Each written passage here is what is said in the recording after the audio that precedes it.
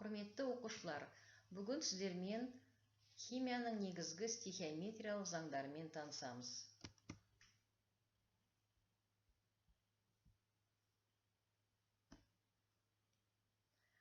Ол үшін біз негізгі ұғымдарды еске түсірейік. Заттың құрамы мен қасиетін сақтайтын кіші бөлшек молекула деп аталады. Химиялық жолмен бөлінбейтін ең ұсақ бөлшек атом деп аталады. Атомдардың белгілі бір түрі химиялық элемент. Салыстырмалы атомдық масса дегеніміз берілген элементтің массасының көміртегінің 12-ден 1 бөлігіне қатынасын айтады.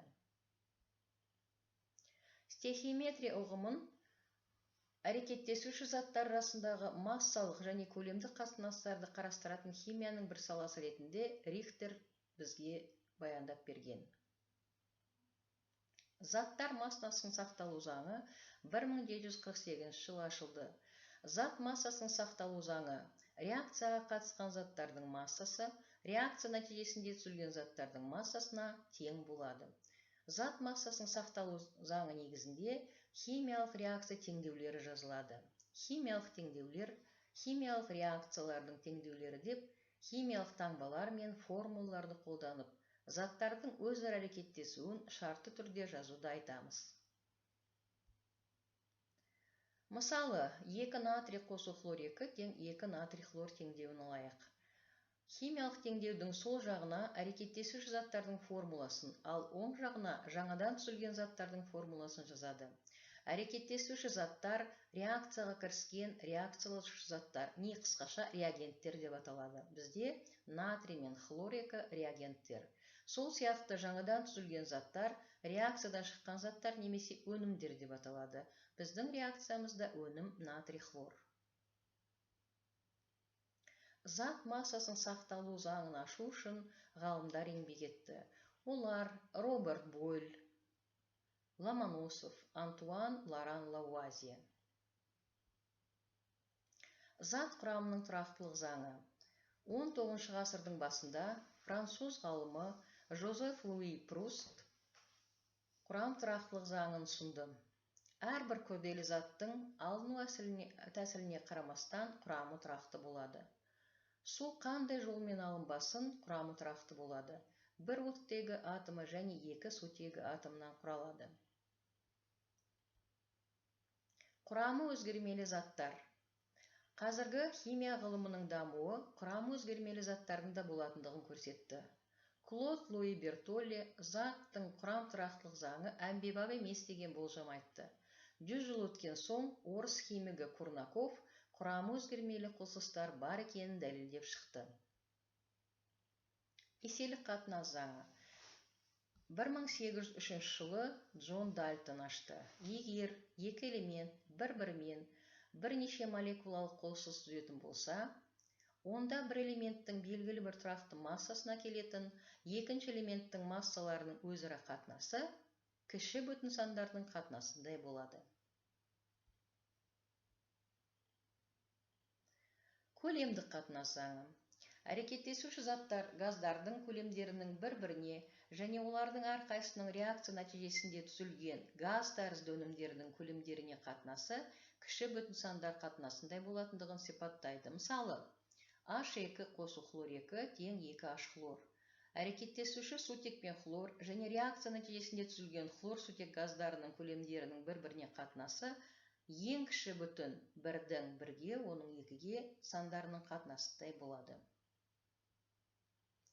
Авогадро заңы. 1811 жылы Амадео Авогадро тағайындады. Бірдей жағдайда, температура мен қысымы бірдей болғанда, әр түрлі газдардың бірдей көлеміндегі молекулалар саны бірдей болады. Кез келген газдың бір молі қалыпты жағдайда 22,4 литр көлемді алады. Мұны мольдік көлем деп атаймыз. ВМ мольдік көлем 22,4 литр мольге тең. Ал бір мольдегі молекула саны Авогадро тұрақтысы деп аталады. Авогадро тұрақтысы Na тең болады 6,02, оның 23 дәрежесі. Заттың құрылымдық бөлшектерінің саны бойынша зат мөлшерін біз былай есептейміз. N тең болады N зат бөлінген Na.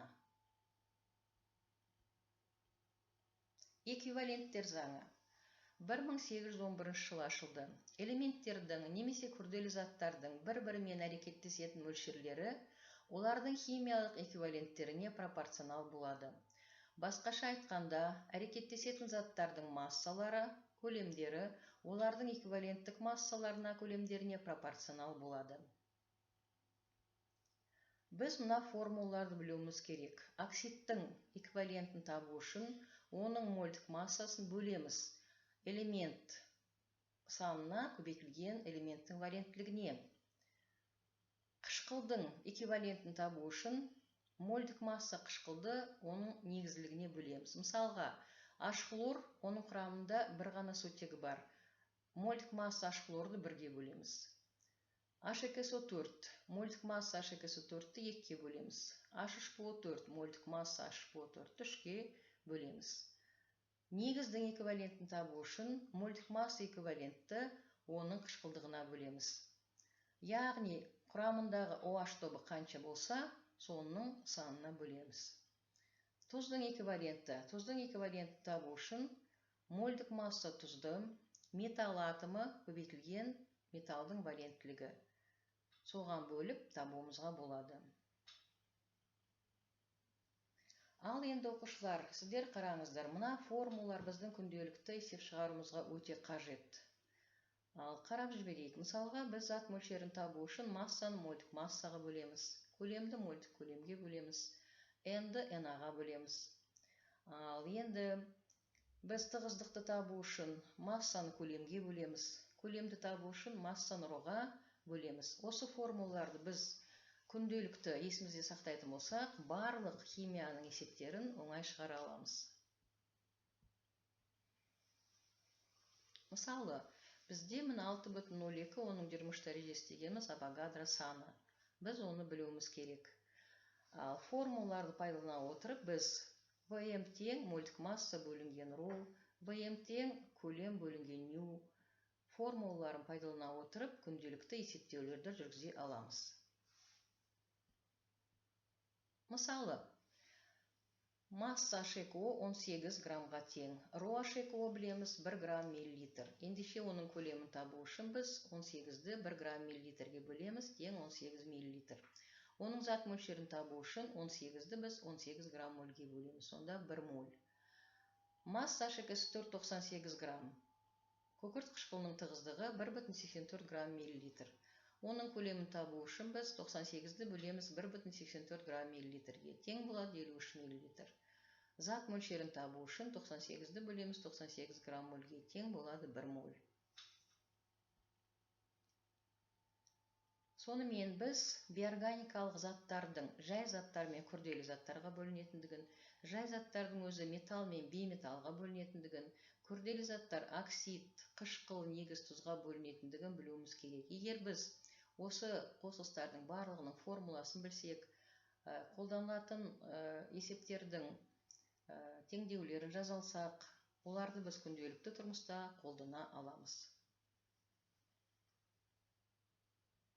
Назар салып тыңдағандарыңызға рахмет.